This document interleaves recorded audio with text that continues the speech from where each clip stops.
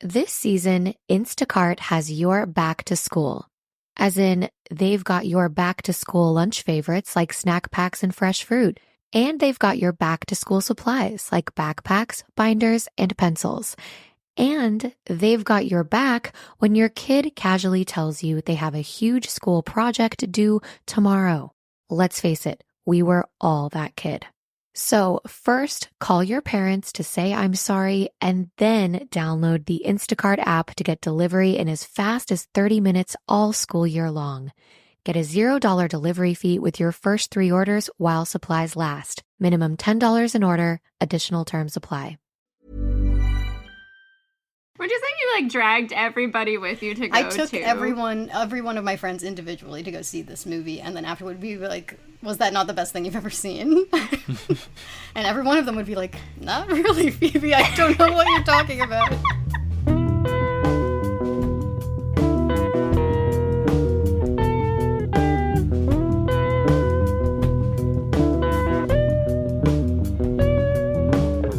Hello everyone. Welcome to Monster Donut, a literary and historical deep dive into the Percy Jackson series and all of its following spin-offs. I'm Phoebe, a dramaturg and story consultant. And I'm Emily, a classic scholar-ish. And today we are going to be analyzing the Lightning Thief film, along with a special guest. We're here with Mike from the Newest Olympian. Hello, Mike. Welcome. Hello, how is it going? Thank you for having me. I am honored to be here to discuss this quality touchstone film that... I'm not too familiar. Obviously, I came late to the series as the conceit of my podcast, but I'm assuming this one just kind of swept the Oscars. I haven't really looked into it further, but yeah, it did, for sure. Okay, it was a little bit of a Return of the King moment, yeah. Yeah, right. Yeah, gotcha. For sure, cool. For well, sure. That's good to know, as it should have received. So I'm glad all is right in the world. But no, I'm excited to be here. Always fun chatting to you folks about Percy Jackson stuff. So I'm excited to be on another ep of Monster Donut. Thank you for agreeing to return for this film. am delighted.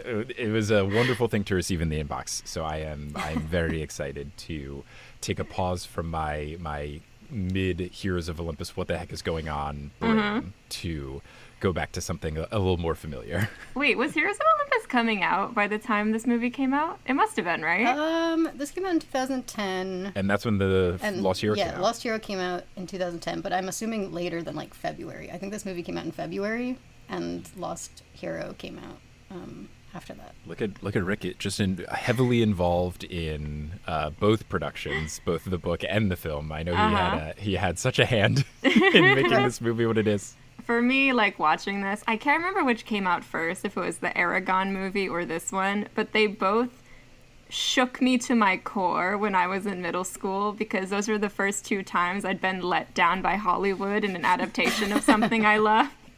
And I do, honestly, Aragon was worse, though. Aragon, they, killed off people that weren't supposed to die. They did so much. They changed the entire rules of the magic and the world building for no reason. It was bad. I believe Uncle Rick called that out in one of his emails, because when I was doing those for an episode of the Newest Olympian, he posted the things that he sent to the Fox and Columbus team, and there were a couple of things that he X'd out for anonymity's sake, which was hilarious. And a lot of my listeners said that the movie he was talking about, because I thought he was saying Twilight or something, he was saying Aragon. Or however you say. I've never read those either, so dragon with an E instead of a D. Right. Aragon, yeah. But I think that was what he referenced when he was you're gonna do this. So I'm guessing that one came out first. Yeah, it must have been the year before or something. Yeah, I think it had to have been. And how dare you think it was Twilight, Mike? Those movies are masterpieces. I've only seen the baseball scene, which is the top part. Is the best part. It's the best part. But yeah, I think he said something specifically his readers, Rick's readers, came up to him saying that they were afraid that what was going to happen to the movie was going to happen with this. And I think the readers were just like you, previously burned by Aragon, and burned by this movie. How could they though? It's a perfect film. Right. What's fun is that we're coming from 2 different perspectives, actually 3 different perspectives. You just recently watched this movie. Emily watched this when it came out and had the worst time. I watched this movie when it came out and had the best time. Yeah. I loved this when it came out. I'm wearing my official movie Camp Half-Blood shirt along with So official good. pins. This was I my movie. I love that movie Camp Half-Blood shirt. Is that the one where the Greek is like... It's the same Wait, let me Greek see as it. in the movie. Yeah, it's the same Wait. Greek as in the... Oh, no, it's not. In the movie, Is it that not? new at the end is a pie for some reason, which doesn't make any sense because that's not an ending in Greek. But that actually does say camp at the top. No, it doesn't, because that should be an omicron, unless it's... Listen, I don't it's know. completely It's accurate. in a weird I don't know case. what you're talking about. This is what frustrates me about the Greek in this movie, by the way. Short preview. It's all almost right. There's just always something wrong with it, and it drives me wild. I get it. That just happened because I just got to the part in The Lost Hero when they say Festus's name is Latin for happy. It's not. It's Latin for celebration, which is like, Yeah. you're so close, but that's not what it is. Felix means happy, and that is a name. But I guess the Festus Hephaestus thing was the joke. But, Yeah. man, I get it. It's, they try. They try. Right. I think there was one props person who's my real MVP, though, because every once in a while it is totally correct, but it's always for background art. Like all of the banners, I actually paused it. I only noticed it this time around. Like when it says Poseidon at the bottom of the banners outside the Poseidon cabin, that is the correct Greek spelling. But it's only in the way background where you don't even notice it. Yeah. The banners is interesting, and I mean, I guess we'll get into it if we're going chronologically, because they have replaced the Camp Half-Blood banners with tridents, and I just like that everyone is like, we know Percy's going to be the most important. I know. It's okay. Right. Let's get into it. So the goal for Yeah. today is to deep dive. It's to dissect. We're doing our thing. We're analyzing, baby. This movie has stuff to say about society Yes. Yeah. and Greek mythology. So we're finding the deeper meanings hidden within the film that might not be Right. Yeah. brought out by previous analysis. Right. Yes. Right. Yeah. Exactly. We're sailing the seas of Chris Columbus. Sure. 1492 Productions, baby. So this movie opens the way that the movie, the TV series, and the musical all start, which is with the sound of thunder. Ooh. Oh, this is my favorite thing ever, though. There's lightning in the clouds when it opens and it zooms in. Well, there's lightning in the clouds, and then it abruptly cuts off, and that's pretty cool, actually. Well, this is the thing, though, right? Because does this mean Luke took it right then? Like, how? That's what I What's the assumed. timeline? That's what I thought they were going for, yes. Okay. It all of a sudden stopped. I think, and it's funny to try to deep dive into it, because it does feel like the most surface level adaptation of the book of like, oh, the lightning thief? Okay, so a guy steals some lightning. All right, yeah, got it. Cool. What's next? To me, my interpretation of it was the lightning wasn't stolen in that moment. It's still there. So it immediately sets up this idea that the gods are actually unreliable narrators. So we can never believe anything in this movie. We Right. can never believe anything anyone says ever. Which is a theme that continues throughout the film. His characters will say something and then immediately be disproven wrong. And then, Right. it yo-yos. Who's to say what the truth is? That's what I think one of the deeper themes of this film is, actually. We're supposed to question everything. Yes, I'd agree with that. I So like we're it. being led to that by the creators, for sure. Okay, so we get to a scene that I can quote word for word. On the rooftop of the Empire Why State don't you Building. quote it? Because there's one I want to draw emphasis to that I, again, only noticed this most Is it the recent many time years? around. It's been many Yes! years. It's been many years! Apparently, it's been many years since these two have seen each other. And Zeus made him walk all the way from Coney Island to the Empire State Building just to threaten him. Like, I feel like this could have been an email. The NQR train is so close to SBQR, that's maybe, I don't know. There we go. Ooh, There we yeah. go. Because that is the question that I had when I watched this: is did he walk or did he take the train? Because coming into Coney Island is an unhinged choice, given that there are bodies of water closer to the Empire State Building. So in that case, we do have to ask, why would he choose Coney Island? Is there a specific purpose? Is it because he wanted to go on some rides? Is it because he would be seen as less strange? Would it be more like he's going along with the strange scenery that can be around Coney Island? Someone wouldn't see this giant Poseidon and be like, what's that? They might be like, oh, cool, new attraction at Coney Island. There could be intentional stuff. I like the SBQR angle as well. Uh-huh. No, this makes... Maybe he comes in at Coney Island because it's so late at night that this is a part of New York that no one should be around. Oh, But there that's a happens good to point. be Yeah. that random fisherman, so that kind of failed. Right. But I feel like also Coney Island is sort of used as like, you know, there's a thing where it's like everybody who falls asleep on the train ends up at Coney Island. Yeah, yeah. Also, there's a whole mermaid thing around Coney Island. They do the mermaid parade. There's a mermaid brewing company. So maybe that's, you know, Poseidon mermaids. Maybe the mermaids are actually real. So Coney Island is a place that's more familiar to Yeah. him. Yeah. My headcanon was Zeus gets Manhattan and Poseidon, I guess, gets Brooklyn. Oof, tough for Poseidon. First of all, how dare you? as resident huge Brooklyn hater. I mean, someone else has to get Queens, so. Yeah, man, who would get Queens? I mean, I guess you could give it to Hera, but that feels too on the nose. Oh, see, no, you know what though? This movie, it's all about on the nose. So Yeah, yes, true. They do say the phrase lightning thief about 38 times, so I think it works. I do think it's important, though. The fact that these two haven't seen each other for many years means that Poseidon is like completely isolated from all of his family. Not just Percy and Sally. He's isolated from everyone. And I feel like is that's this an just important... Poseidon? That's what I was wondering. I was like, do the gods just never see each other and they sit in their own individual realms? And like coming to Olympus is very rare for all of them? Ooh. Yeah, it's kind of like the annual meeting. I mean, I guess biannual because they have the solstices when they actually get together. So maybe that is the thing. Though I feel like there's not as many gods with like very distinct realms. Like, where else is Hestia gonna chill? You know? I guess in fires. Half-blood. In various fires throughout the Somewhere. world. Yeah. I'm just picturing her as Calcifer. To keep going in the speech as well, another line that struck me when I was thinking about it is, omnipotence has blinded you, brother.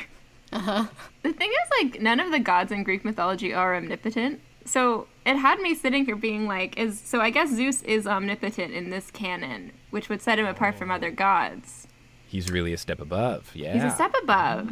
And the way he walks into, like, what we see of Olympus, to me, as I wrote down in my notes, it's very heaven-coded. And I have this thing where the ancient Greek afterlife is very not similar to the Christian afterlife, but because of our society and the way we live in, we sort of always assume heaven and hell. Like, that's kind of the default in terms of just, like, Western, like, Christianity normalization of society. And this is where I started to think about, like, how it feels a lot like they're trying to create Zeus as this sort of, like, god figure in terms of the Christian god. And then we see more and more Hades also in the, like, hell figure. But how that means that Poseidon is the only one of the big three that doesn't slot neatly into one of those. And the other thing you can say, if they are trying to roll along with the Western civilization book thing, maybe Hades and Olympus have changed to mimic Western Christianity sort of things because the gods are now hanging out in North America. So maybe it's like the appearances of the Olympus area and the underworld are actually mimicking wherever the location is. So maybe they used to look different. Now that's, you know, actually very book accurate. Which makes sense because when we see Olympus, it looks like the Vatican. It's all very neoclassical. Neo is the key. New classical, not old. Yeah, I was thinking about that as well because I'm like, oh, Poseidon doesn't really have a place in this. So maybe that's also why he's sort of been relegated to the seas. He's not as powerful. A point about this conversation I do want to bring up. Do we think there's deeper meaning to when Zeus leaves, destroying the door and then having it reform behind him as opposed to just opening the door? I was thinking about this. I feel like it establishes Zeus as like someone who's very quick to anger. This entire conversation, he's like very quick to anger, very quick to violence. He's a dangerous man who you don't want to mess with. Gotcha. Yeah, like a bolt of lightning, quick and sharp. Yes. Yeah. Which I will come back to later in this conversation. Great. Amazing. Okay, we cut to our introduction to Percy. Percy is underwater. He is at peace. No bubbles rising from his nose. He's holding his breath and is totally, not struggling. Even when he goes up to breathe, it's not like he needed to. It's like he could have made it a little bit longer, I think. I think he should have stayed longer. And I do want to point out first lines because that is what we do here. Grover has the actual first line in the scene. He says, "And he's alive. Percy Jackson is a beast. You're a beast, man." And Percy says, "How long was that?" You know, Percy's asking the question that we are asking as audience members at this point, which is how long? Right. How long are the many years that Zeus and Poseidon? Immediately placing Percy in, the audience's perspective, he's our ally. Yeah.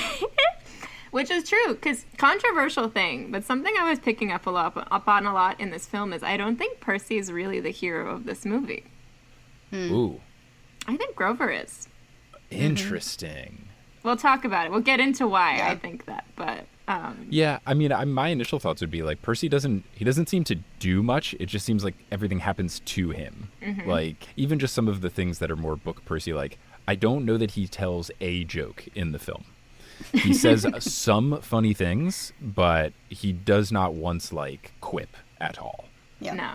I know Phoebe has a lot to say on this. This is something I've discussed a bit, which I brought up once upon a time, that I wasn't totally fully against this interpretation of Percy because so many of Percy's jokes and quips happen in his own head, and like the actual lines of dialogue that he speaks. Sometimes, he makes jokes out loud, but a lot of the time it's like maybe something more self-deprecating or it's under his breath. Maybe it's whispered to the person next to him. It's not like he's like Grover in this movie. And so I like that this version of Percy is a little bit quieter and a little bit more like in his own head, because that is part of how Percy would be read in real life. There are some things that are fully missing here. But that is one aspect that I'm like, okay, I'm okay with him not making... I'd like him to make some jokes. I'd like this to be a funnier movie. Yeah. But I'm okay with him not, like, constantly quipping the way he kind of does in his own head, because that's not how he is on the outside. No, it's true. So we then I want to talk about this, because I was paying attention to the background of this, because I felt like I had to. Did anyone else notice the fact that when Percy and Grover are walking into the hallway, there's two guys just fully fighting behind them? Yeah. And I immediately thought to myself, of course, it's the dream. It's the dream of Zeus and Poseidon wrestling. Oh, they're bringing it in, nice. but like in a more real way. It's like the foreshadowing, right? Yeah. Like where it's all about fighting and war, and then that's underscored by the quote on the board behind Mrs. Dobbs as she writes down, which some might think was just picked out because it's a Shakespeare quote that contains the word fury, but which I choose to believe is actually vitally important to how we're supposed to view the rest of this text, because the full quote is, "I understand a fury in your words, but not your words," from Othello.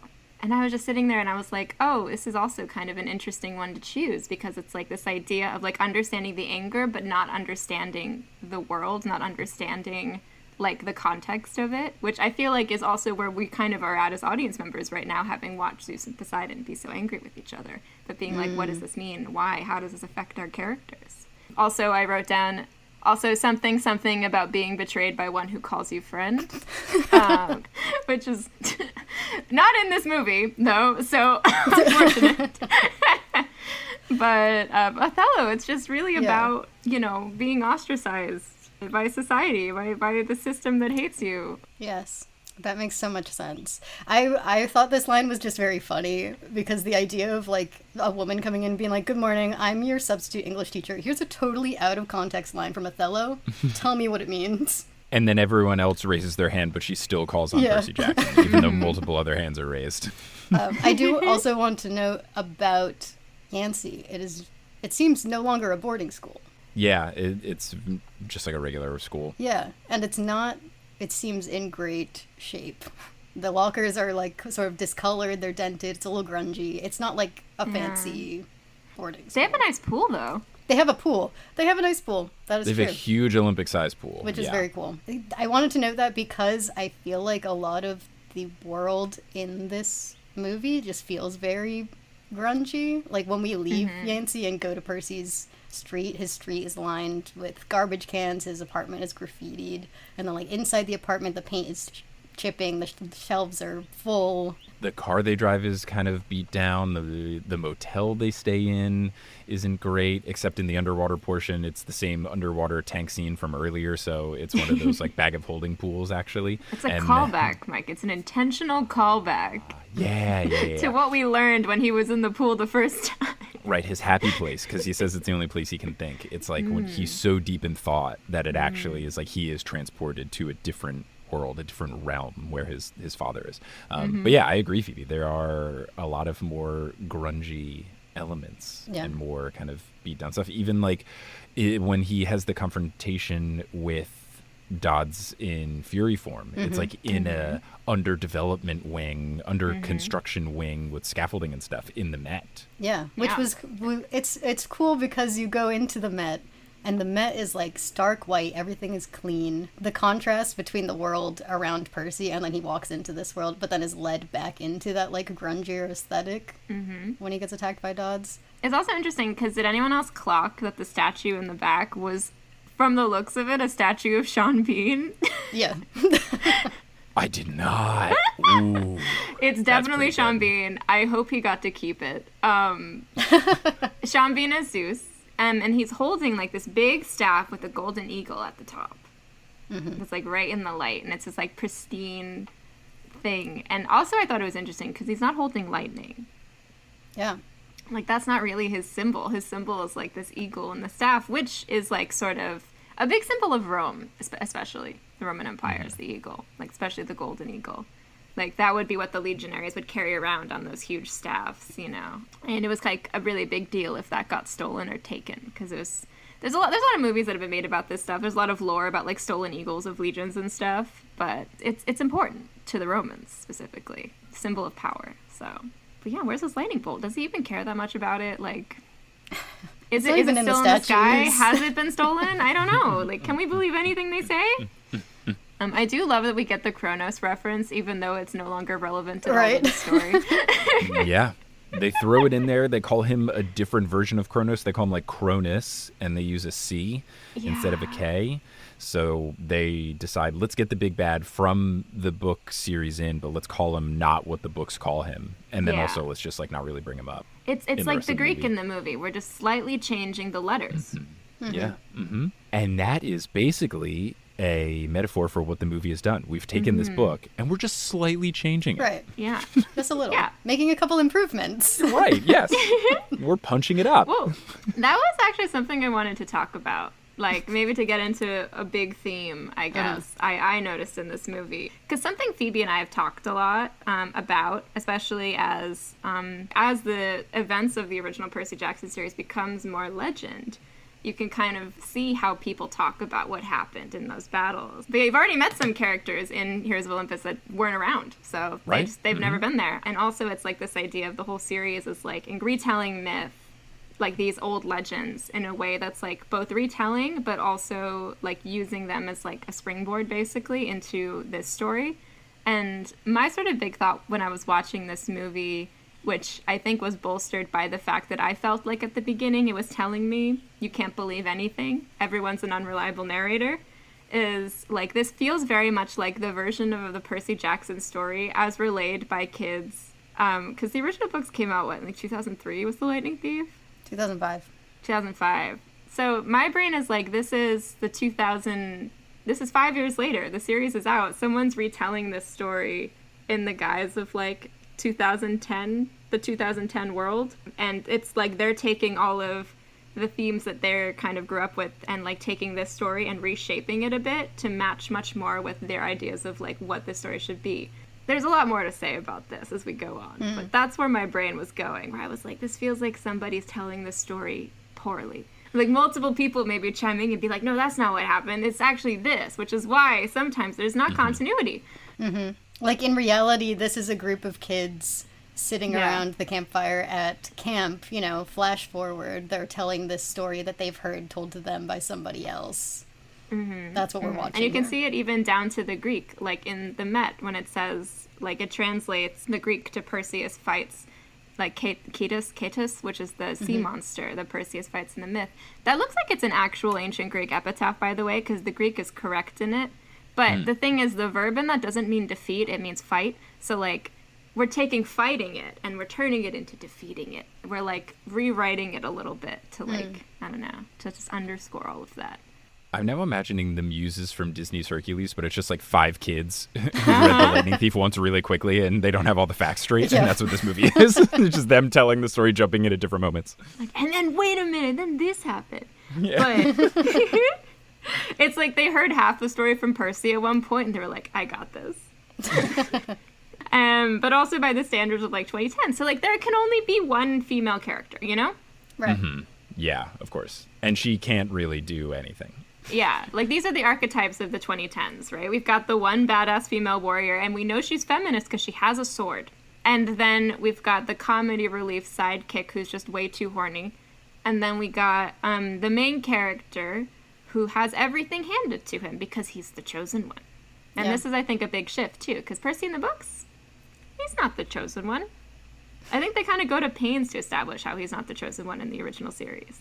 But in this one, nah, everything's ready to go. He's been chosen. They've been waiting. He's got his own cabin. The banners at Camp Half-Blood have already been made for him. Like, he's the one. Let's escape the Met. We head back to the apartment. We grab Sally. We beat up Gabe. Yeah. And we hit the road. Sally and Grover clearly already know each other.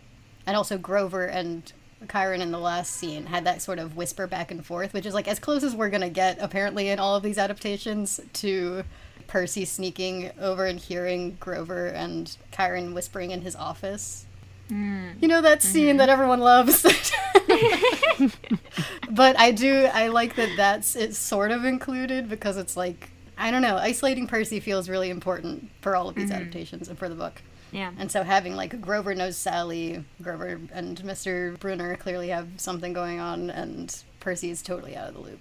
Yeah, but thankfully, we also get the initial instances of Poseidon just kind of telling him stuff directly to keep him in the loop. Yeah. And then creepily standing behind a bus and then disappearing after the bus goes by. So I think to counterbalance that, we have someone being incredibly direct with Percy throughout the film. Yeah, and I think it's a mark of, like, they're both these isolated figures and how they're finally able to forge a connection together to defeat evil.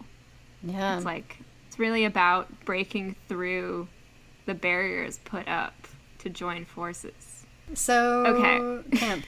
Yeah. Minotaur fight. Again, it feels like this fight scene, it's like someone heard the story and then as they were retelling it, completely messed it up. Because the way it's shot, it's like, okay, we got the same beats, right? Minotaur appears, car gets wrecked, they're running to camp, Sally can't get inside, and then Minotaur grabs Sally, Percy attacks Minotaur, ends up defeating it with Horn. But then the way we see it playing out, none of it makes logistical sense. They're already at camp, and then Sally is like, oh wait, I can't go. And you're like, okay. Like, it's not a rear guard action of her, you know, to stay behind to distract the Minotaur. She just, like, can't get in because it's sort of like, oh, right, she couldn't get in. Duh. Okay, hold on. So they don't run through because then the Minotaur... It is interesting. I wonder what it says about Percy in that him and Grover totally could just walk through the force field and be okay. Because even he's, like, purely motivated by spite, right? Because doesn't the Minotaur, like, already poof Sally away and then the fight begins? So truly, he's just... blood hungry. He could just go into camp and be okay, but I guess this is trying to establish that, like, he's a vengeance seeking character. Right. Yeah. Which is what they did in the TV show also. Right. They did. Although you could actually read that emotion on Walker's face while I'm not getting it so much from Logan Lerman. But I'm sure that's what's there. Yeah. But again, it's the internal monologue thing, right? He's thinking all of this. Right, He's you just don't not have to going show it because it's innocent. Yeah, no. That's... Right. Don't, people, we've heard show, don't tell. Now I think this movie is implementing don't show and also don't tell. Right.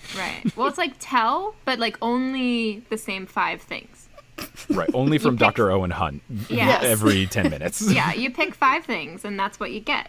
My favorite part of this fight scene is when the Minotaur hits the tree and his horn breaks off. And that horn is at least a foot deep in this tree. And the sword's on the ground right in front of Percy.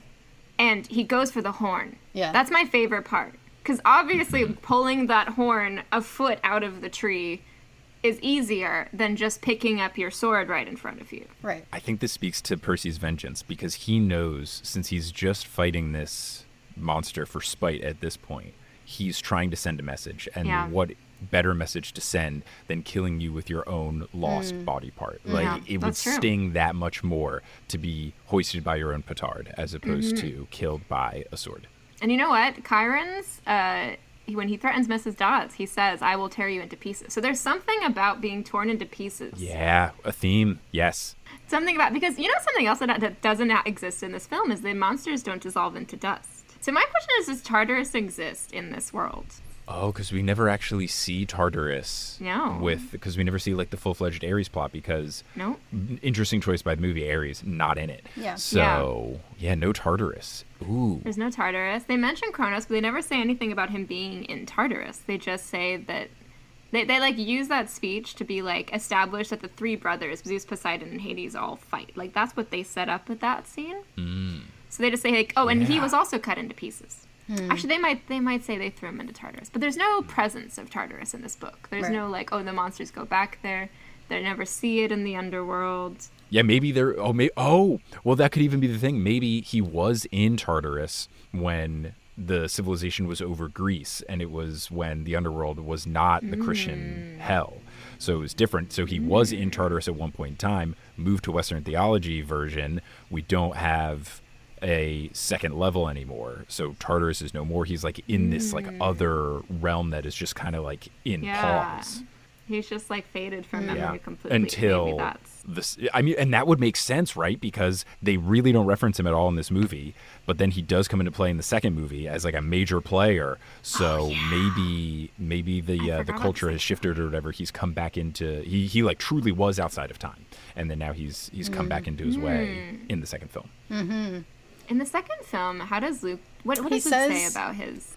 He says that he crawled through the depths of Tartarus and also Cleveland, is the joke. Yes. So when Luke gets sent into the water at the end of this movie, he gets teleported into an astral plane where Tartarus is, then fights his way through, and then teleports back into the U.S. via a portal into Cleveland. Which is Percy Jackson. That feels, it tracks. And it also Jackson. feels on brand for Cleveland, too. Yeah. Okay, my last note on the Minotaur scene was a complaint.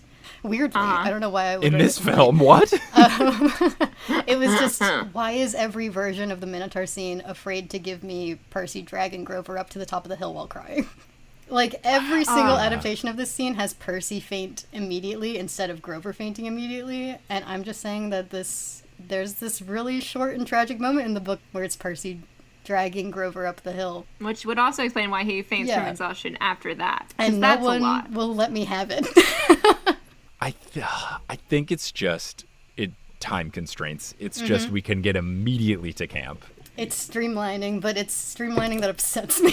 Yeah, no, it's skipping over a good bit. I don't know. I do love how they do it in the musical. The musical is funny. That's one of the funniest parts of the musical. Yeah, the don't pass out is good. Okay. Percy passes out and wakes up in camp. Again, this sequence of the scene is incredible to me. He wakes up, looks around, and then goes to Grover and is like, I just had the craziest dream that all of this stuff As happened. if his surroundings are very normal. Yeah, it's super normal for Grover to be by his bedside when he wakes up. And then Grover's like, no, dude, that was real. And then he looks around again and is like... And he realizes that the hospital wing here is very old-timey and antiquated. Do we think that that is an intentional choice of where they don't like embrace modern medicine? It's only old school things? Because it's like really antique looking equipment here as opposed to modern stuff, as we will see soon when Luke says welcome to the modern world, which is a very different setup. Yeah, no, it's true. It is true. There is a distinct contrast drawn by Luke's setup. Yeah, because we know that Percy's cabin was made by his dad. And I was like, was all of Camp Half-Blood designed by the gods? And maybe this was designed by Apollo as like god of medicine. And this is the gods' fault that all of this looks kind of old-timey. Oh, and that could be why Luke has such a modern setup, is that he wants to rebel. He embraces modernity to shove it in his dad's face. It's like, oh, dad made the hospital area and he made it all old school, so I'm going to make my cabin the modern world, and I'm going to have 7 screens playing Call of Duty. Was it Call of Duty, by the way? I don't know enough about shooting games to know right off the bat. I didn't play them a lot growing up because my parents didn't let me, and then I just grew to like, which is fine. I prefer it because now I got more into like other games. Like I was really into like Rock Band and other things like that, which I've real video games. Real games for real gamers. Oh man, I was wondering because like Call of Duty Modern Warfare, wouldn't that have just come out? Probably. Like it's saying something.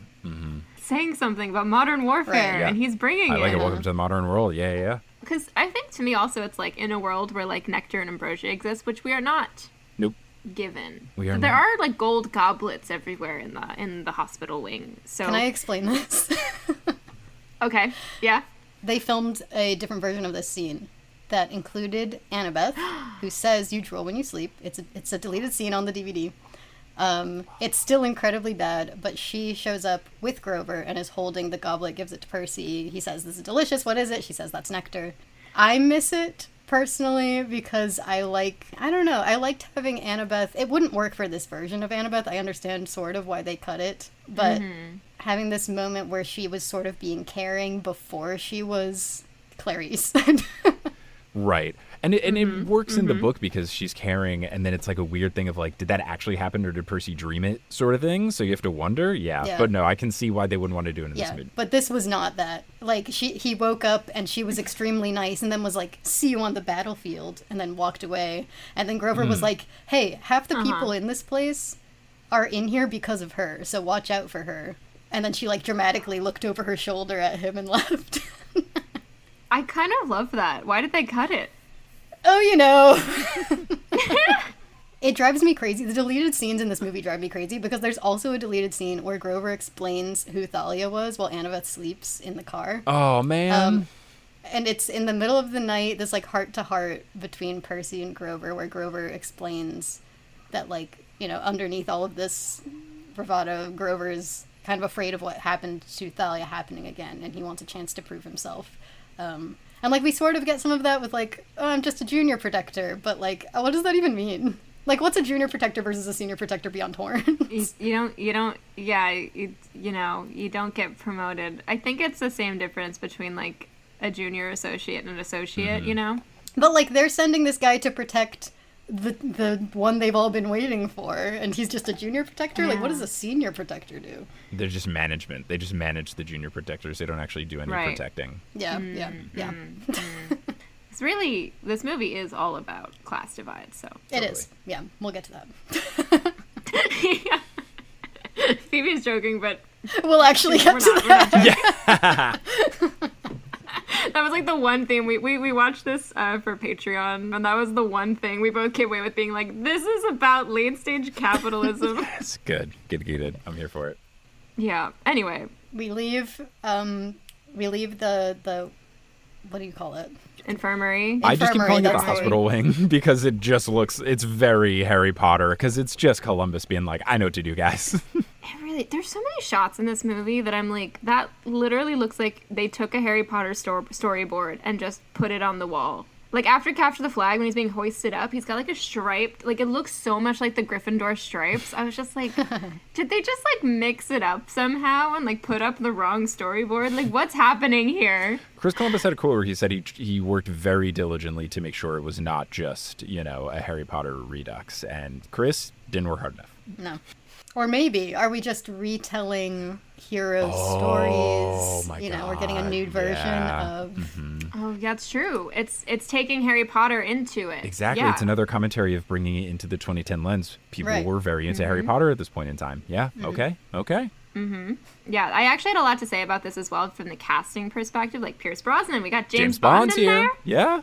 And it's like James Bond has now moved from agent to, like, almost the Q figure, the mentor. Right. I mean, look, Uma Thurman as a Kill Bill, very popular in this time as well. Like, Yeah. and again, yeah, another and- hero of their story. It's a lot of, is everyone cast the hero of their own, like, different franchise?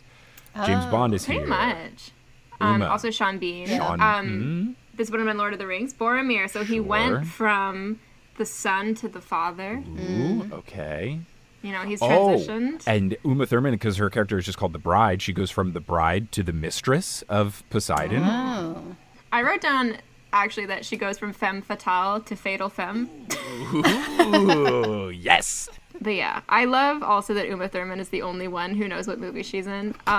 She's so good. She's so good. I Used to Date Your Daddy is so good. I love when she puts her sunglasses on the woman. Oh, it's so funny. I want to know how much, like, did she improv any of the bits? Because she's so perfect. The sunglasses thing she's gotta have. You know, I have the script downloaded. I'm gonna see if it's. There's truly no way. There's truly no way. My next note is just I love the mountains of Long Island. Right, we love the mountains of Long yeah. Island always. My next note was that camp is so crowded, and it made me realize that like everywhere that they go is so crowded. Like this movie is so full of people. Like when Percy's in the hallways, it's just full of action. When they're in the Met, it's like he's constantly surrounded by people, and it makes the moments where he's alone, you know, they stand out. It makes sense why he likes being underwater all by himself, because he's just like, this movie's so dense. Yeah.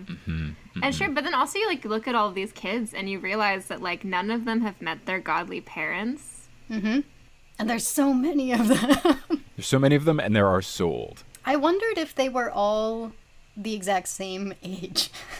Annabeth says, what does she say? She says that gods were forbidden from talking to their kids after we were born. But it seems it's like she assumes like, oh, we're all the same age here. It does imply that everyone is exactly the same age. Happy to report I did just skim through the script, and no mention of putting the sunglasses on the lady, so Uma Good. might have improvised it. It did call out Love specifically it. she takes off the sunglasses and then lines continue, so I think she might have improvised it, which makes me really happy. I love that. Amazing. So we get this scene where Chiron explains there's about to be a war, everything's about to fall apart, and they've changed the plan from what it is in the book. The plan here is Chiron is going to take Percy to Olympus, and he's going to stand there in front of Zeus and explain his innocence. And that is just such another level of faith in the gods and in Zeus. I know. Like, we know Zeus. He's not Yeah. going to listen to him. He's going to kill him. And we've seen Zeus in this movie, and he is a violent, like I said, quick to anger person. It just, to me, it felt like an expansion on what we see in the books of, like, how Chiron sees the gods and their culture. Like, he really believes in this stuff. And I feel like he probably knows that there's a chance that Zeus will respond negatively, but he sees this as, like, a real option. No, it is interesting. And you know what else is interesting is the fact that Percy's plan is to do the same thing, but with Hades. But it's interesting how, like, no matter what, they have to sort of throw themselves under the mercy of each god and just, like, explain with the truth and hope it's enough. About, like, Chiron's team Zeus and Percy's team Hades. And again, it's the dichotomy of them, and Poseidon's, like, removed from it. Okay, so let's move on to this. I'm not gonna lie, I actually do really like the Luke introduction. Oh. Luke. You two would. Well, Jake Abel, first of all, I think also understood the assignment. And I love the fact that we introduce him and he's like, look, we'll take him. So again, we've got welcoming, nurturing Luke. Right. And then immediately plays a trick on him because foreshadowing. He's a little bit of a trickster. His full first line is, we'll take him. I'm Luke, son of Hermes and camp leader. Not necessarily in that order. Camp leader. Camp leader. He's been upgraded. I'd elect him. I don't know. We also, like, immediately establish him as not liking his father. Like, it does a lot of work in, like, 3 sentences, honestly. You know what also does a bit of work is that when he asks someone to pass a helmet up, an extra helmet up for Percy, he gives it to Percy and he says, that will protect you, so will all of us. And I was like, community, there it is. That's Luke's whole thing. And I feel like it feels important to this movie, considering at the end of the movie he says that it's time for us to take control and, like, us to remold the world in our image. Like, it's about the demigods. It's not necessarily about, like, just Luke. So I think him up front being like, we will protect you. We're talking about the demigods here. He cares about the demigods. And I think I was trying to work through, like, is Percy a part of Luke's plan at this point? Because I feel like the movie, I don't know if it's implying that that he is at all. He says at the end, when you said you were going to the underworld, I figured, oh, that's a great opportunity for me to get the bolt to the underworld. And so it sounds like at this point he's kind of just being nice because he's nice to the other demigods. Yeah, it feels less like him very intentionally having Percy be a key cog in the plan and more just like he assumes Percy will want to go along with his plan, and he's just kind of using him as like a happy convenience of like, oh, cool, what a fun coincidence that someone's going to be already going down there. We'll do the bolt. Percy will join my side afterwards. Like, this will be fine. But yeah, so I think there is a little bit more of that friendliness as opposed to the direct, like, perfect. This is the agent to help manifest my plan. Yeah, because it seems like, I mean, his goal is just war between the gods, so it would accomplish the same thing if he just kept the bolt the whole time. Because no one would return the bolt. Zeus would go to war against Poseidon. Hades would probably take a side. But I think this is the way he gets Hades also on his own side. So he, like, maximizes the conflict. Mm-hmm. It's the triangle. Yeah. Instead of just the double. Okay, I also love, again, we're establishing Percy as ultimate main character energy by the fact that he just naturally knows how to sword fight. Yeah. I think it's really just showing, like, the water. Like, he doesn't really get good until the water kind of. No, but he's, like, holding his own against the Ares kids. And he's like, why did I do that? Oh, yeah, And then right. trips. Yeah, you're right. Yeah. Pre-Annabeth fight, you're right. Yeah, I don't know. Do we think Poseidon's voice in that moment is, like, representative of his inner consciousness as well? Is that, like, his subconscious coming forward? Or, like, do we think that maybe this is the voice of, like, maybe, like, Percy's almost like our player character in a story that a bunch of people are collectively telling, and it's, like, the voices of all the other people giving him the guidance to actually make it through? I think it's just direct. That's just where I'm at. I think because if we are looking at what this movie is doing with so much of indirect stuff, our source of direct things moving along is Poseidon telling Percy exactly what is happening. Right. Yeah. Okay. So then is Poseidon the only reliable narrator? There it is. We found it. Yeah. He doesn't have a set domain that works with the Western theology, so his domain is actually in us, the viewer, and he is the one we can trust. Right. My favorite thing ever is the fact that the guy has a tattoo that's clearly supposed to say Aries. It says DRPZ. DRPZ is what it says. But then right behind him is a banner that says Aries correctly. I love it. It's, like, so big on his arm, too. Then we get this Annabeth intro. Well, her proper introduction, I guess. She says, in her own words, she is someone who always wins. Like, she has, like, full confidence. She's intimidating. She's violent. Like, I feel like that defines her character more than, like, wisdom in this movie. Oh, 100%. She's not the brightest. They have gone in a new direction. Like, she doesn't anticipate that the water's going to heal him, like Annabeth does in the book. She's kind of just totally, she's mostly brawn. Now, here's the question. Is this a commentary on war? Is it saying that there's actually no smart aspect of war? All war is bad. So what we've done is we've taken the Athena character, who's supposed to be like the good side of war, the thoughtful, planning, diligent side, and actually all war is bad. We've turned Annabeth into a blood-hungry, non-intelligent person. That's a good reading on it, for sure. I feel like my interpretation of it is, like, war is thoughtless, actually. Ooh, okay. Like, the only effective strategy in war is winning, you know? Like, it's really taking this idea of, like, dominance. So, which I would argue is, I feel like, the way, like, modern warfare in terms of through the lens of imperialism is run. So I think this is very much the Americanization of Athens and Athena by extension.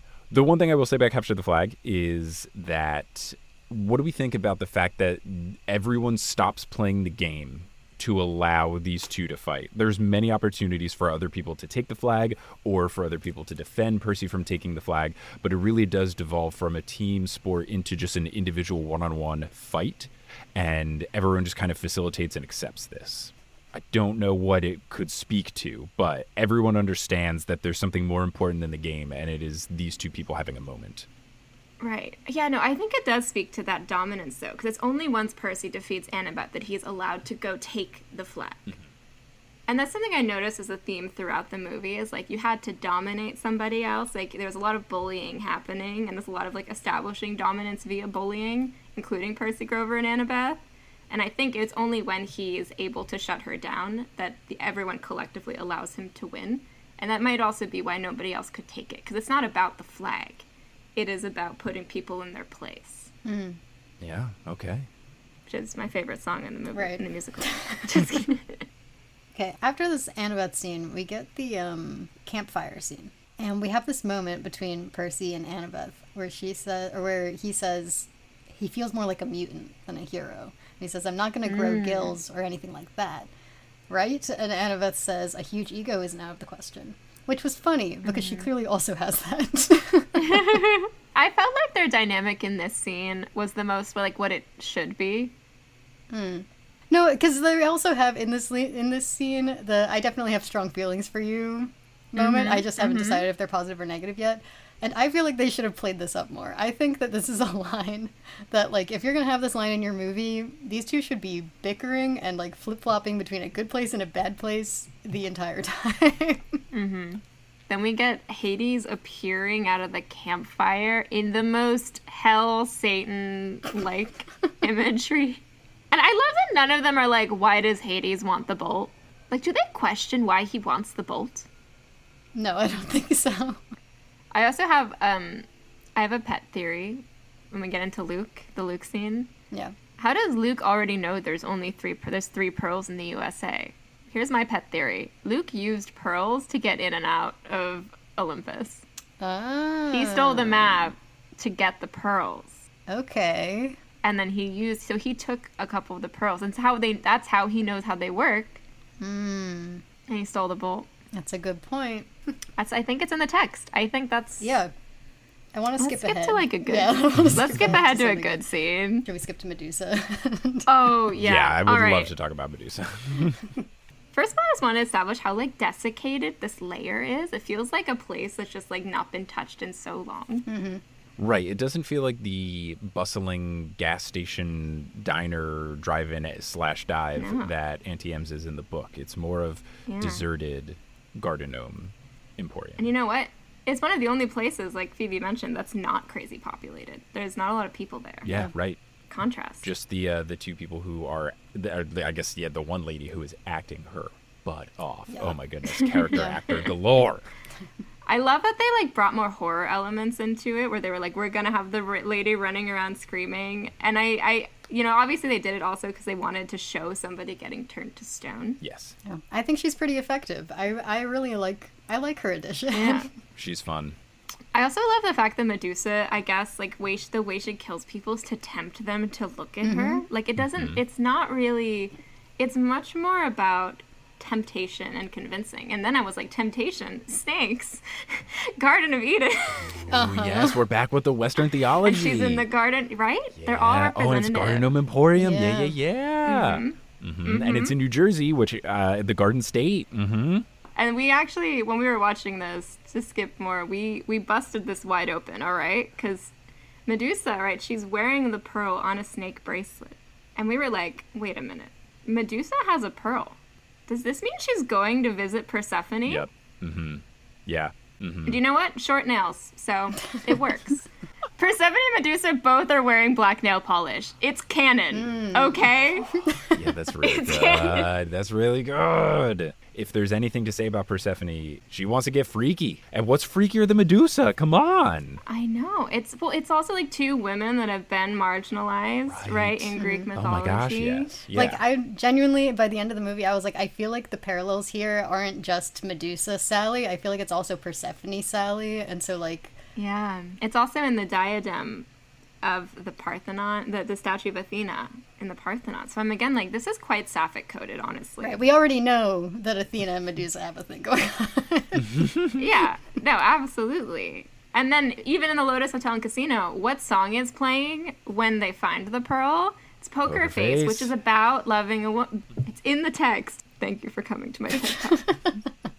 Another thing with the Medusa scene is that we have more of the bringing the 2010 elements of it, because we've got the iPod reflective backingness.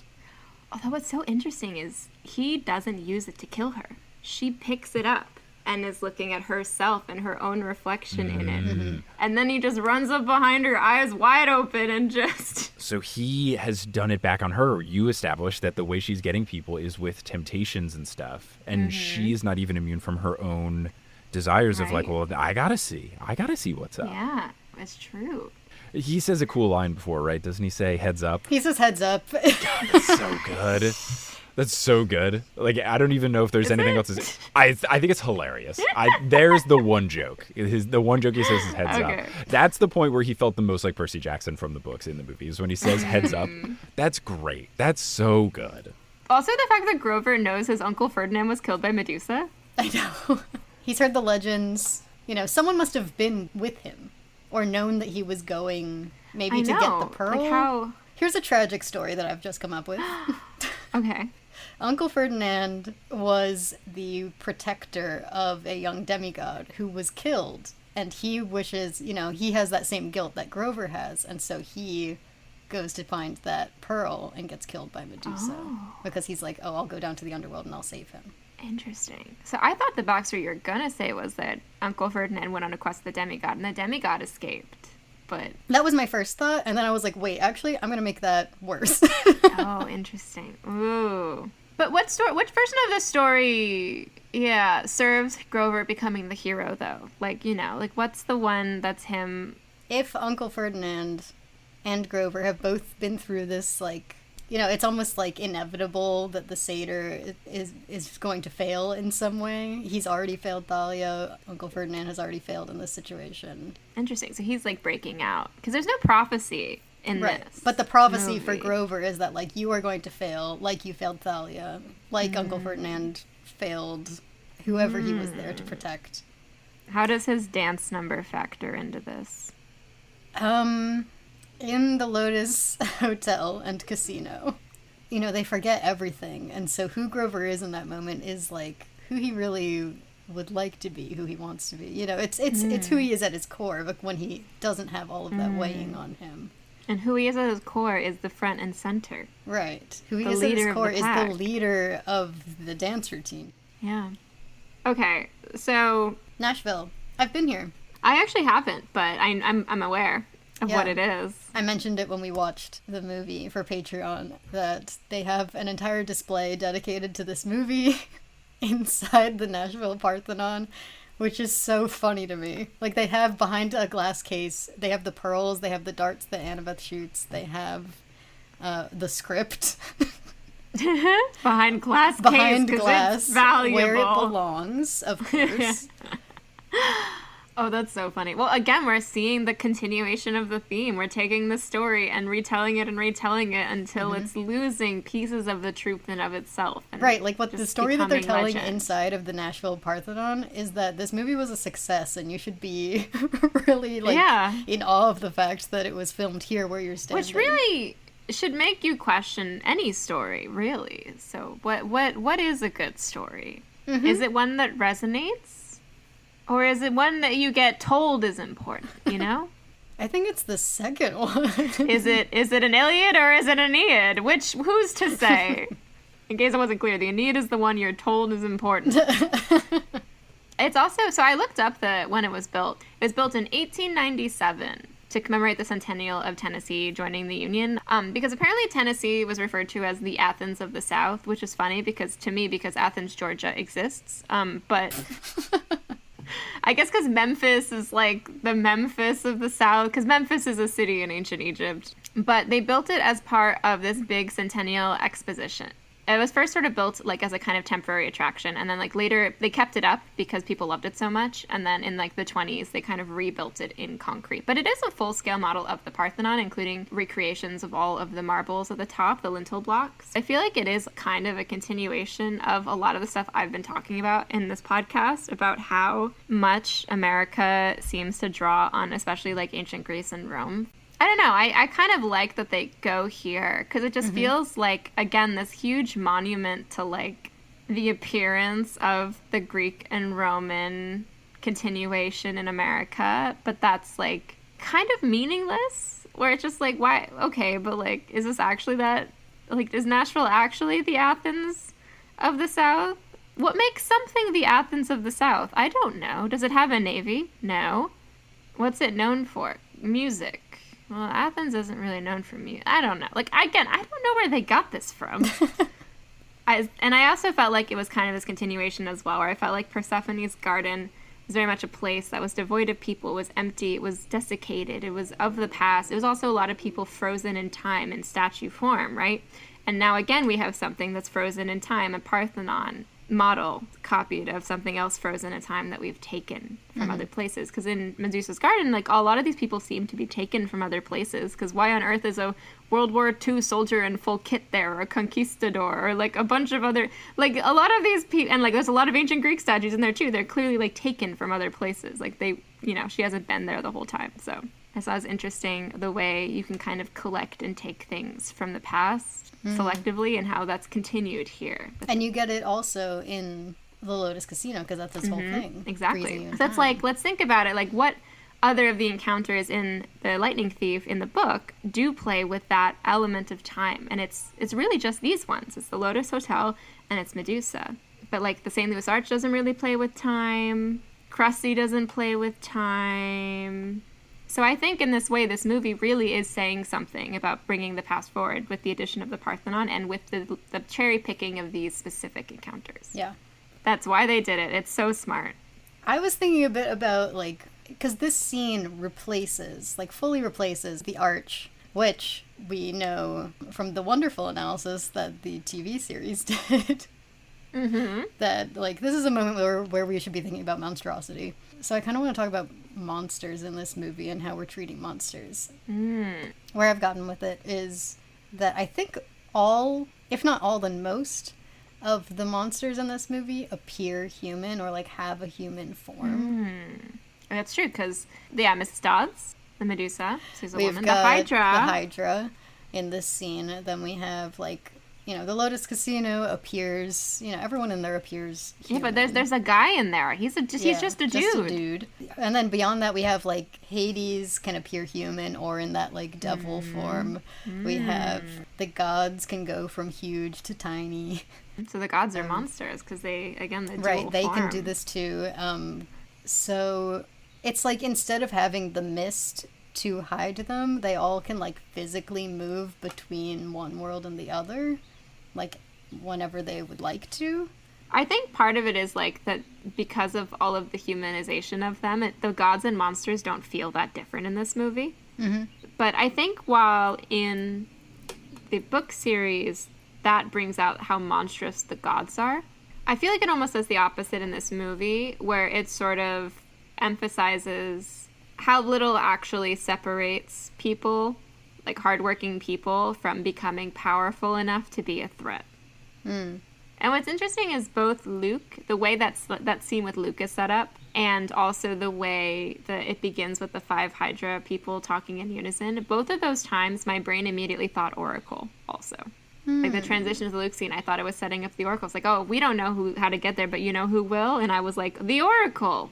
No. It was Luke. Luke was the Oracle. And then, likewise, we see a bunch of people come out and start talking in unison, like Percy Jackson. I was like, oh, here it comes. It's the prophecy. But no, it's the people. The voice of the people are coming. Yeah.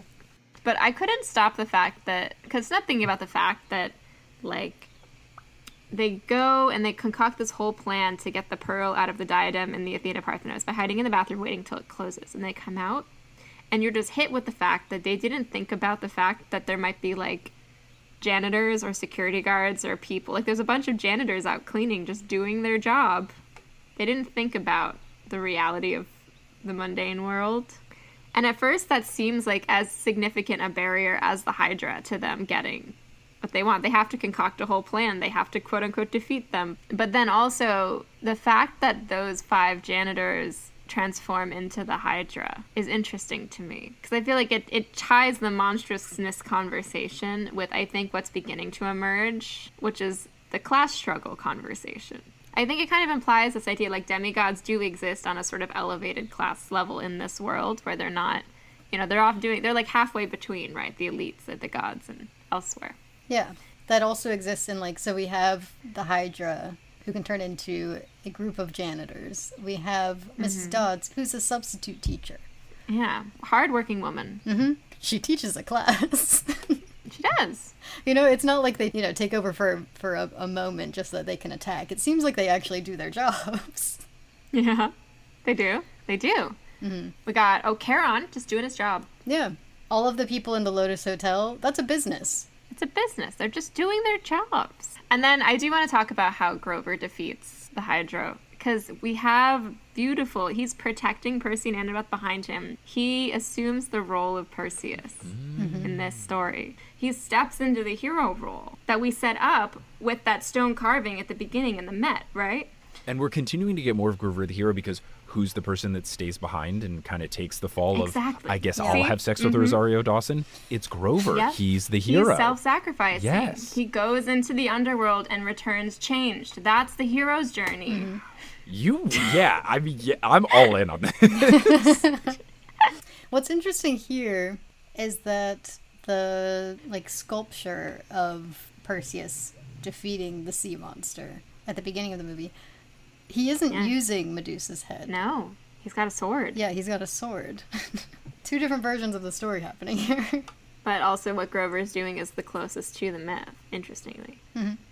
Okay, so they don't follow Lana Del Rey's instructions for getting into the Hollywood sign, unfortunately. I do love the fact, by the way, that you have to collect exactly 3 pearls, and then only then it will tell you how to get to Hades. Mm-hmm. It's very, I think it could go back into the Luke video game thing. It's very much a video game of you have to achieve these objectives before things can move forward. Yeah. The checklist must be complete before you can continue your quest. I did have one thought, which is they have 3 pearls. Why don't they just send one of them in to get Sally with the pearl and then use 1 pearl for Sally, 1 pearl for the other person? They clearly were not thinking about the number of pearls that they had. They literally knew from the beginning that there were only 3 pearls in the U.S. They're not the smartest group of people. No.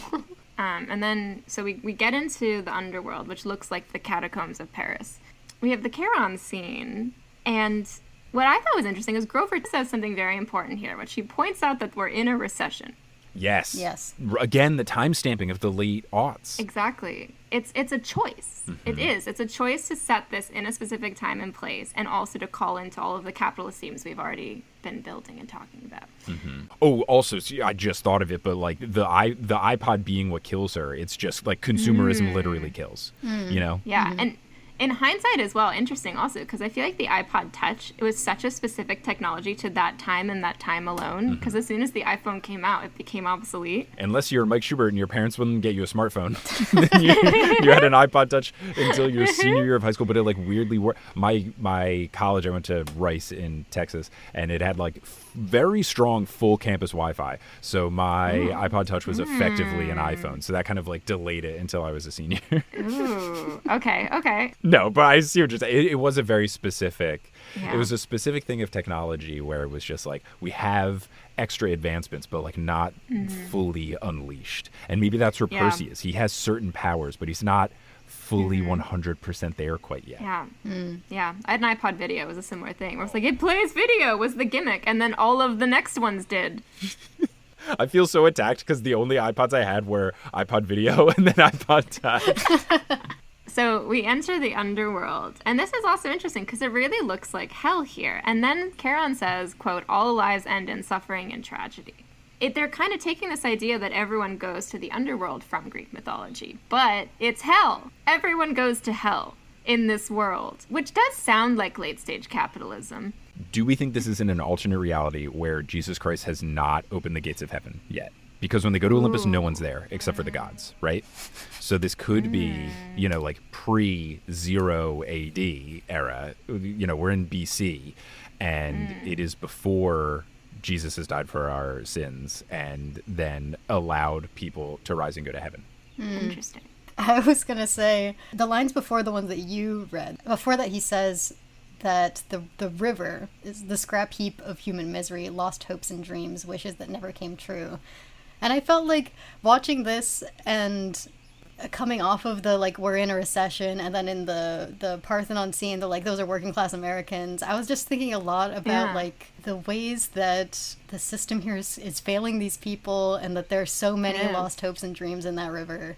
And in my mind, it was sort of reflecting the gods' attitudes in the real world. We talk a lot about, like, the gods being part of Western civilization, but we don't see a lot of the effects of them in the civilization, and I feel like I can feel that in this movie.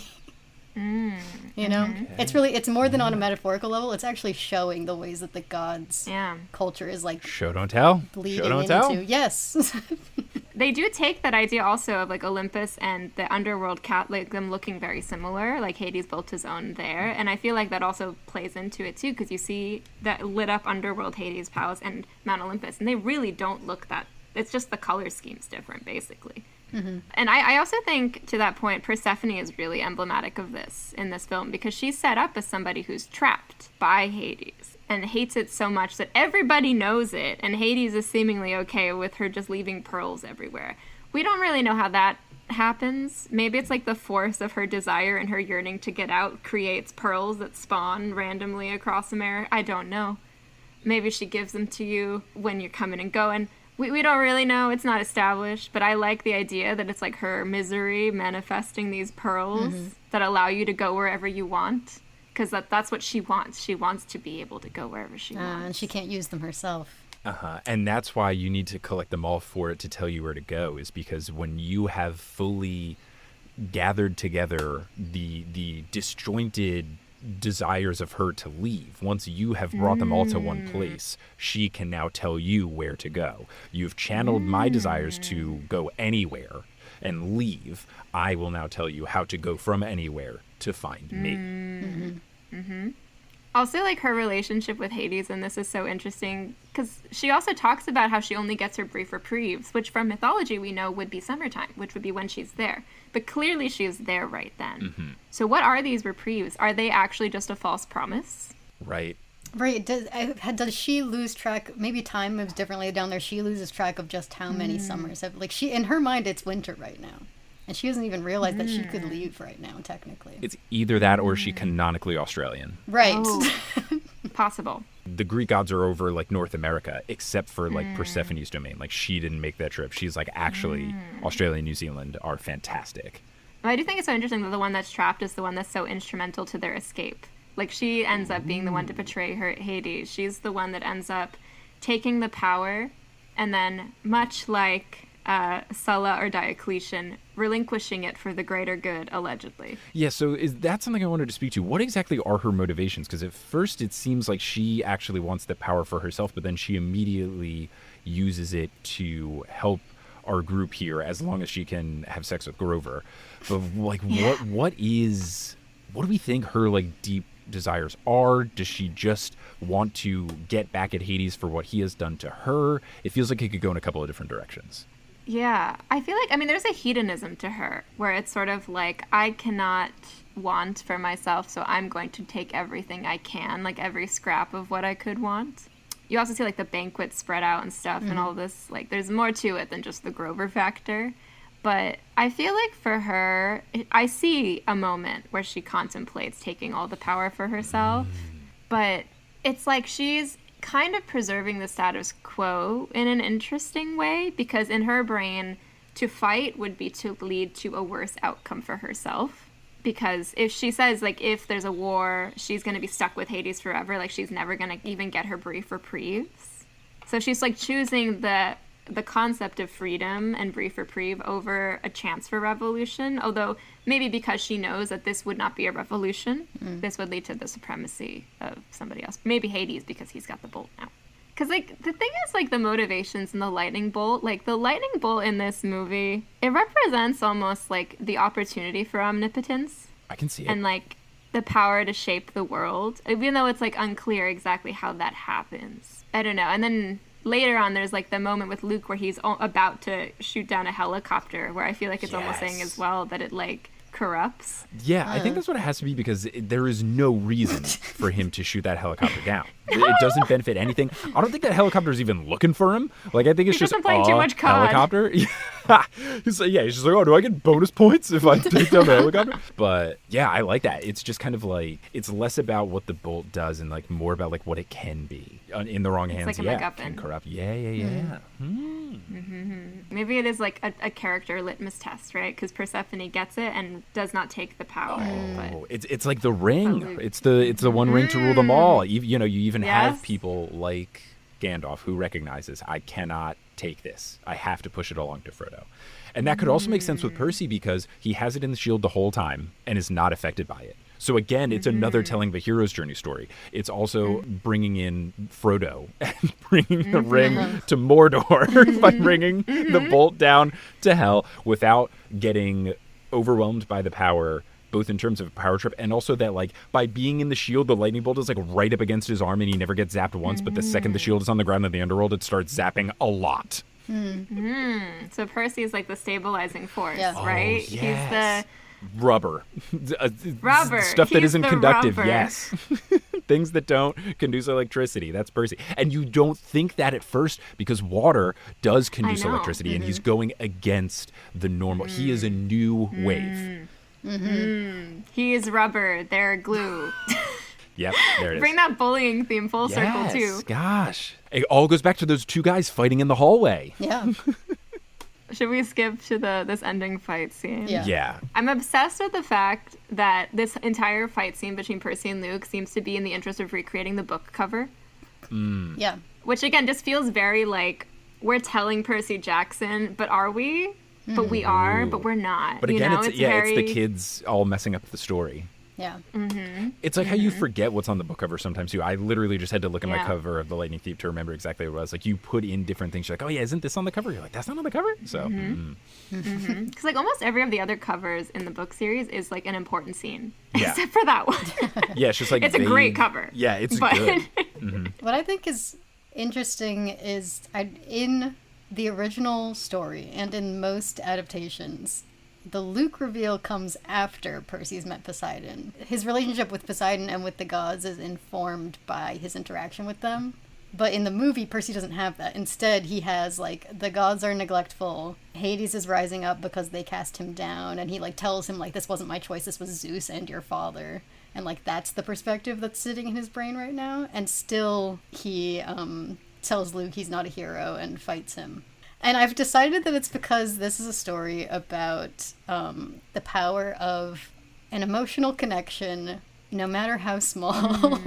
Percy is able to withstand this because his dad has done the bare minimum. Like, he's reached out in Percy's mind, and, like, same with Annabeth and You're Athena. right, yeah. And beyond that, there's also, like, Percy and Annabeth with that whole, you know, they've built an immediate connection that we may or may not be positive. But I was thinking about these relationships in contrast to, like, relationships where the bare minimum hasn't been met. So, like, Hermes and Luke says he's never met his dad and doesn't bring up ever hearing a voice in his head. Sally and Gabe, Persephone and Hades, and I would say Poseidon and Zeus at the start of the movie, because they haven't seen each other in years. Like, all of those relationships are explosive. Like, that's what happens when you refuse to connect with the people around you on, like, the smallest, on a human level. Which I think, because when Poseidon says the reason why at the end Zeus that told him banned them from having contact, it was because the connection makes them more human. It's because it also kind of takes the power of the gods away. Like, it was a threat. It was a threat for him to have that connection. But it was already built, so... Yeah. And you make a good point, too, because this is the only adaptation of this story where Poseidon supports Percy the whole time. Right. I do want to bring up the fact that in the Percy and Luke fight, Percy is the one who gives Luke his scar.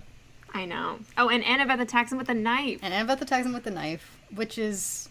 I guess the next movie makes that important. Not important according to this movie, because we cut any mention of these two having any kind of relationship. But the next movie does give you the context of their backstory. So that is a moment. But, I mean, from as far as we know, Luke didn't have his quest in this version, because he doesn't have that scar.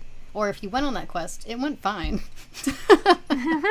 Well, all we know is he at one point left camp to quote unquote steal stuff from Hermes' house. So first of all, where is Hermes' house? I was like, do you mean Olympus? Like, I assume that what we're supposed to get from that moment where he's like, I once broke into my dad's house is like a cheeky, like, I broke into Olympus and I stole the lightning bolt at the same time as I stole all this stuff.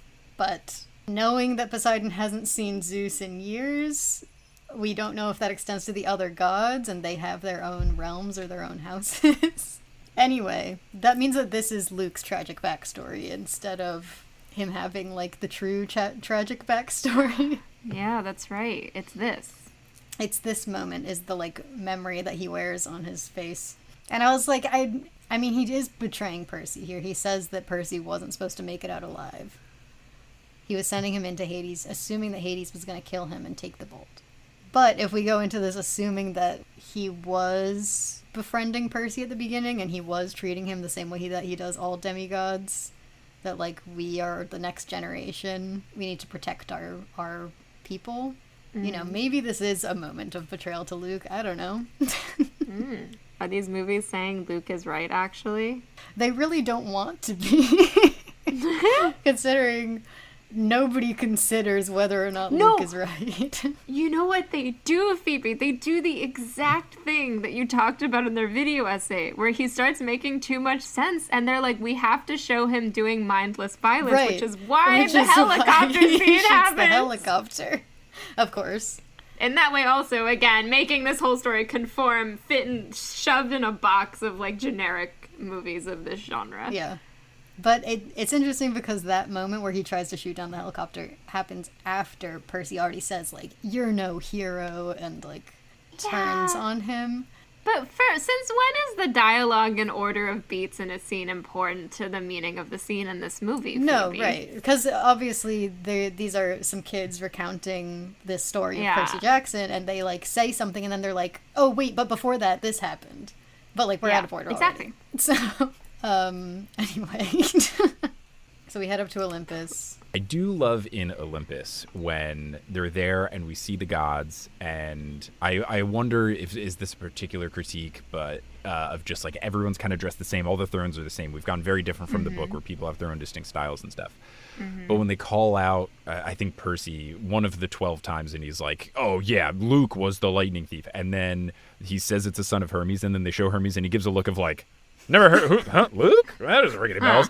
And I wonder if this is a deeper thing of just like showing the foolishness of like when you build up like a rivalry in your head that is so one directional. Like it's very much that John Hamm meme of the like, I feel bad for you, I don't think about you at all. Where you've got Luke just like having so much vitriol towards Hermes, and Hermes doesn't recognize Luke's name at the drop of it, just completely unfamiliar to him. And it's just even more devastating that when the person that you hate doesn't even acknowledge you. It's just I just love that particular reaction of Hermes. Just like, oh, who's that guy? It's true. It really does show. Again, it like reinforces how disconnected the gods are from their kids and how harmful that is. Right. Yeah. It's what you said earlier with the little connections. It can develop into something so bad, such as this particular relationship. And all their thrones have omegas on them, which is not the first letter of Olympus, even though it's an O. It's the other O. Olympus is an omicron. It's just an O. But omega is the last letter in the Greek alphabet. Right. So I wonder.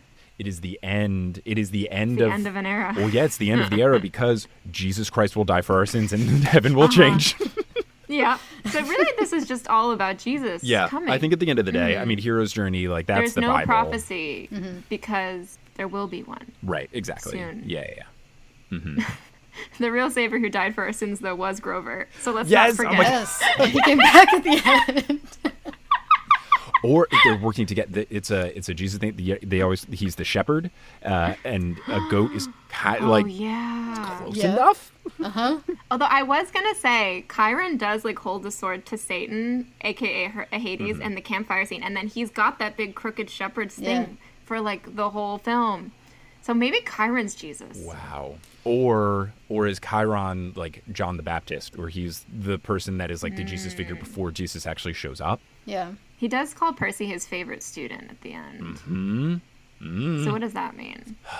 I mean, Jesus had his favorite disciples. Like, definitely like Percy Simon Peter. The most. Oh my God, Percy, Simon Peter. Oh man. The Rock. So I guess we should end this. Yeah, for anyone confused of like, it feels like there were large chunks of the podcast where Mike was not talking. I have to leave to go tend to my newborn child, so we did this all sorts of out of order. We're gonna pretend we just did a summer at Camp Half-Blood, which we kind of did. It's the end of the summer. If you had to pick a bee to represent this movie, what would you pick and why? Oh man, now that we've done so much religious talk, I kind of want to pick a religious thing. Here's what I'm going to do to bring it all together. On the bead will be an iPod Touch, and it will have like the things with the different apps. And it's all the standard apps that come with it. But the one that is different is like the Daily Bible app, to show us like there is the potential bad in the world of the consumerism, the capitalism, the iPod Touch, but there is still the tether that can ground us and bring us forward, and that is the word of the Lord. Yes. I got mine. I'm going with my sapphic snake. Yeah, it's good. Oh, yeah. But like maybe it like looks like a rosary when she's holding it with her chipped black nail polish. Cool. I like that. The ideas coming to me are so much less analytical. Because, like, the main thought in my head is when you look at Luke's screen, he has, like, on the one of the screens is paws, and he has that handprint, that, like, bloody handprint on it. The Destiel handprint, as I called it when we were watching the movie. Which is getting brought out of hell. Yeah, that's exactly where it comes from. And so it feels relevant. It feels relevant that, like, Luke is brought to us with a bloody handprint on his screen. I don't know how to make that, I like it. deeper, but, like, I feel like I need the Destiel handprint to be on my bead. Because what other chance am I going to have to put a Destiel handprint on a bead? That's true. Yeah, very important, honestly. You know what? The Destiel handprint works because Jake Abel's there. And on that note...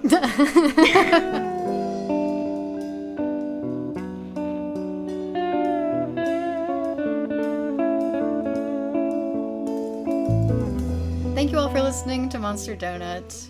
Thank you, Mike, for joining us. Yes, thank you for having me. Always a fun time. Please tell everyone where they can find you. Yeah, so if you want to hear me talk about Percy Jackson stuff, I host a podcast called The Newest Olympian, where I never read the Percy Jackson books as a kid, and it's me going through the series for the first time as an adult. These two fine folks here have been on many a time to talk about the books and the TV show, and we're going to be recording an episode soon to talk about The Lost Hero, which is what we're currently reading.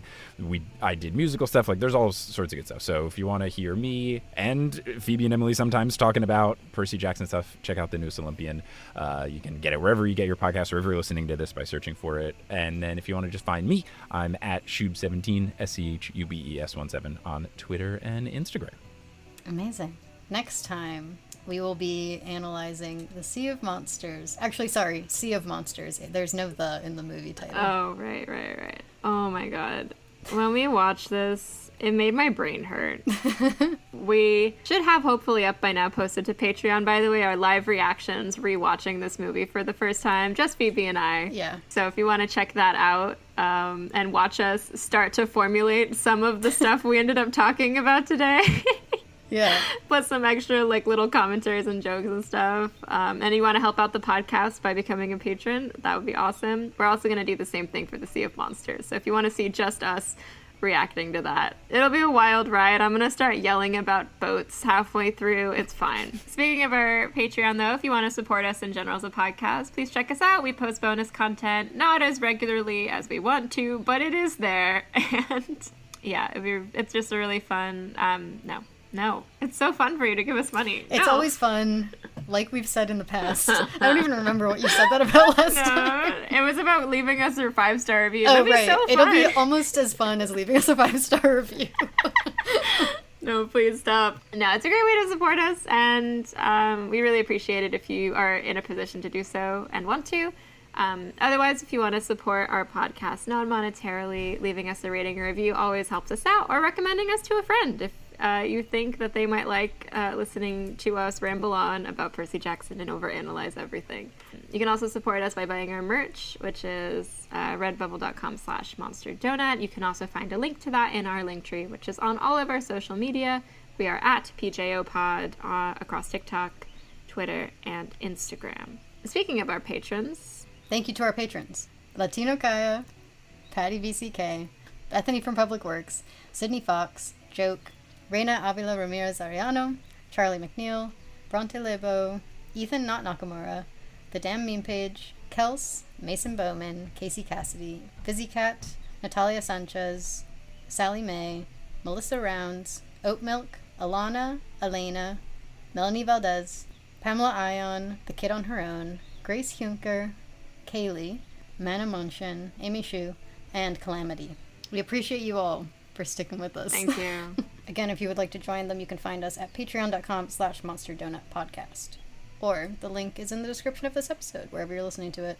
Thank you all for coming, and hopefully this episode made you laugh. I hope that you walk away from this with, like, a really new appreciation for this movie, and you understand that, like, maybe it's good, maybe it's cinema. Maybe Phoebe should own so much merch for this movie. Oh my god. I never explained. I explained in the Patreon episode, but not in this. I wouldn't be making this podcast without this movie. Because I was, like, into Percy Jackson, but it definitely wasn't, like, my favorite book series in 2010.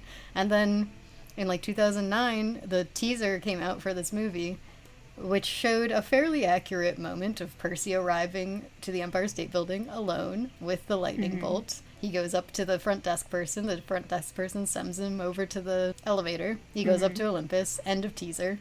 I saw that, thought, oh my gosh, Percy Jackson. It's been a while since I was, like, really into that series. I should go back and reread all of those. And then I got really into Percy Jackson. I love this origin story for you. Yeah, and then the movie came out, and because I was a little girl with very little, like, going on up here, I watched it and was like, whoa, Percy Jackson. So thank you to Chris Columbus for making this film. Oh my god. Everybody say thank you. No. Okay, we gotta be done. Okay, goodbye everybody. Bye.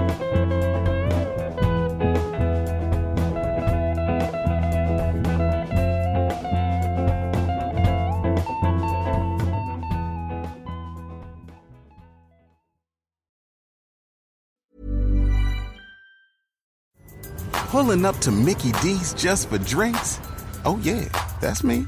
Nothing extra, just perfection and a straw. Coming in hot for the coldest cups on the block. Because there are drinks.